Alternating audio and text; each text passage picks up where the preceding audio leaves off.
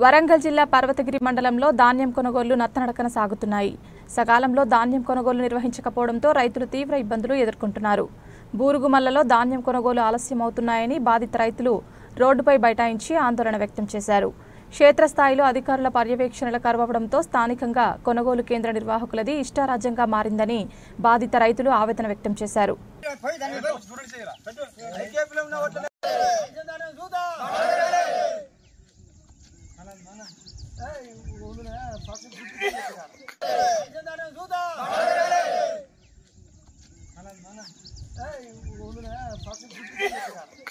ఊర్మల గ్రామం ఐకేపీ సెంటర్లో రైతులు ఒడ్లు పోసి నానా ఇబ్బంది పడుతున్నారు. ఇప్పుడు ఈ వారం 10 రోజుల కాంచి ప్రతిరోజు రాత్రి వర్షం పడి కాంటాలు కాక ఆ ఉన్న రైతు సరుకును ఇటు తిప్పేసి అటు తిప్పేసి ఆయనకు తడిసి మోపడైతుంది. లేబర్ పెట్టలేక లేబర్కు మరియు రైతు నెల రోజుల కాంచి ఒడ్లు పోసుకొని మార్కెట్లో ఉంటారు.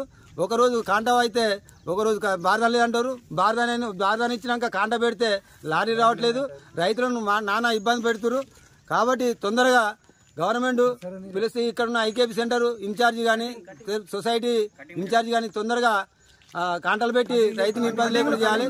పోయిన లారీ ఇప్పుడు ప్రతి లారీకి 16 బస్తాలు 15 బస్తాలు కటింగ్ చేస్తారు. కటింగ్ లేకుండా రైతుల దగ్గర ఉన్న ఎమ్మటే సరుకును కొనుగోలు చేసి కటింగ్ లేకుండా రైతుకు రక్షిట్ ఇచ్చి పైసలు వేయాల్సిందిగా కోరుతున్నాం.